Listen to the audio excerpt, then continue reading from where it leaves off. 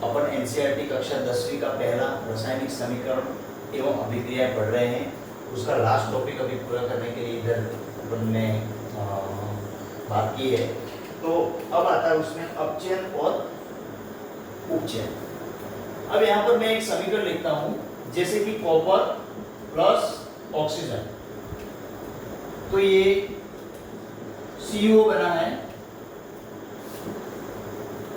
Copper oxide बना है। इसके बाद एक समीकरण आपको यहाँ और बता रहा हूँ, CuO प्लस H2, तो ये तापन है ताप की उपस्थिति में, ये भी तापन है ताप की उपस्थिति में, ठीक है। तो यहाँ पर Cu प्लस H2। अब यहाँ पर आपको ये ध्यान रखना है कि जिस अभिक्रिया में ऑक्सीजन की वृद्धि होती है, किसकी वृद्धि होती है, ऑक्सीजन जुड़ता है, तो उसको अपन कहते हैं उपचयन।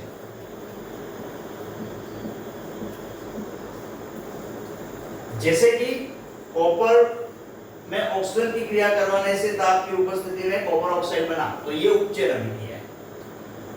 और कॉपर ऑक्साइड जो है उसको हाइड्रोजन की उपस्थिति में तापन करने पर कॉपर अलग हो जाता है और H2O अलग हो जाता है, तो यहाँ पर ये अभिक्रिया है उपचयन। क्योंकि इसमें तो ऑक्सीजन का ह्रास हुआ है, कमी हुई है, ये इसमें ऑक्सीजन बढ़ी है। तो जिस अभिक्रिया में ऑक्सीजन की वृद्धि होती है उसको उपचयन कहते हैं, और जिस अभिक्रिया में ऑक्सीजन की कमी होती है, ह्रास होता है, उसे अपचयन कहा जाता है। अब जैसा कि आपने देखा है, ये जो अभिक्रिया है उसमें दोनों कार्य हो रहे हैं, देखना, इसको भूल जाओ अभी। ये जो अभिक्रिया है उसमें दोनों कार्य हो रहे हैं। यहां पर ऑक्सीजन की वृद्धि हुई, ऑक्सीजन यहां से जाके यहां जुड़ गया है, और इस अभिक्रिया में ऑक्सीजन की कमी हुई है, देखना, क्योंकि यहां CuO कॉपर ऑक्साइड था जो कॉपर में बदल गया, और यहां पर हाइड्रोजन था उसके साथ ऑक्सीजन जुड़ गया, तो यहां तो हुआ उपचयन, यहां क्या हुआ, उपचयन, और यहां हो गया अपचयन। यहां क्या हो गया, अपचयन। तो अर्थात क्या हो गया, इसमें दोनों प्रकार की अभिक्रिया भी होगी, उपचयन भी हो गया, अपचयन भी हो गया, दोनों क्रिया होगी, एक साथ होगी इसमें, इसलिए इसको रेडॉक्स अभिक्रिया भी कहा जाता है।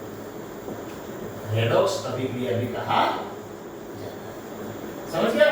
रेडॉक्स अभिक्रिया किसको कहेंगे, ऐसी अभिक्रिया जिसमें उपचयन और अपचयन दोनों साथ में होते हैं, उपचयन और अपचयन दोनों साथ में होते हैं, उसको रेडॉक्स अभिक्रिया कहा जाता है। तो ये हो गया आपके रेडॉक्स अभिक्रिया। ये बेसिकली जो रिएक्शन है उसको ध्यान में रखना है आपको। इसके अलावा रेडॉक्स अभिक्रिया कुछ और हैं जिसमें किसका अपचयन हुआ है किसका उपचयन हुआ है वो आप देखना। जैसे zinc oxide plus Zn plus CO, ये एक रिएक्शन है, ये भी रेडॉक्स है। MnO2 plus 4HCl equal to MnCl2 plus 2H2O plus Cl2। इसमें भी आंशिक अपचयन और उपचयन दोनों हुए हैं, तो वर्षा किस प्रकार हुआ वो आप देखना है इसमें, वो पहले वाली जो रिएक्शन बताई उसके आधार पर।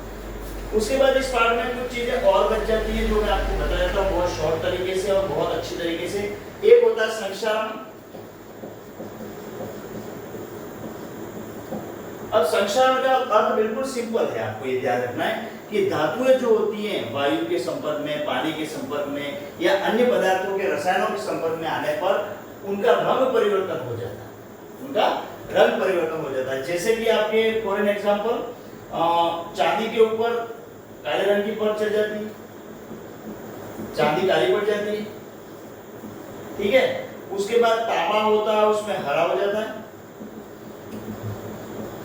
उसके बाद लोहा जो होता है, उसके बाद क्या होता है, लोहा जो होता है वो भूरे रंग का हो जाता है, जिसको अपन जंग लगना भी कहते हैं। तो धातुओं की सतह का या धातुओं का नमी, आर्द्रता या वायु या अन्य रासायनिक पदार्थों के संपर्क में आने से उनका रंग परिवर्तन हो जाना या इनके ऊपर किसी प्रकार की परत चढ़ जाना या इसका बिगड़ जाना, उसको अपन संक्षारण कहते हैं। और सोने पे किसकी परत चढ़ जाती है? सोने पे चढ़ती है क्या?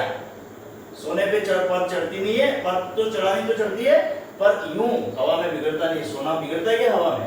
बिल्कुल नहीं बिगड़ता है। क्यों? क्योंकि यह सबसे कम क्रियाशील है। ठीक है, क्रियाशीलता श्रेणी में आगे वाले पार्ट में आएगा आपके। क्रियाशीलता श्रेणी में सबसे कम क्रियाशील धातु कौन सा है? सोना। इसलिए सोना तो सोना होता है, वो बिगड़ता नहीं, चमकता ही रहता है। ठीक है, तो भी सोने के ऊपर भी डस्ट लग जाती है और विभिन्न प्रकार के जो मिट्टी के कण वो लग जाते हैं, जिससे उसका थोड़ा सा रंग काला पड़ जाता है, लेकिन लंबे समय तक सोना बिगड़ता नहीं। तो इसको अपन क्या कहते हैं? संक्षारण कहते हैं। उसके बाद आपके इस पार्ट में दूसरा एक टॉपिक लास्ट बचा है, जिसको कहते हैं विकृत गंधिता। विकृत गंधिता। अब विकृत गंधिता किसे कहेंगे? कि कुछ पदार्थ ऐसे होते हैं, खाने वाले पदार्थ, जैसे कि तेल है, अन्य खाद्य पदार्थ है, लंबे समय तक पड़े रहेंगे तो क्या होगा? वो बिगड़ जाएंगे।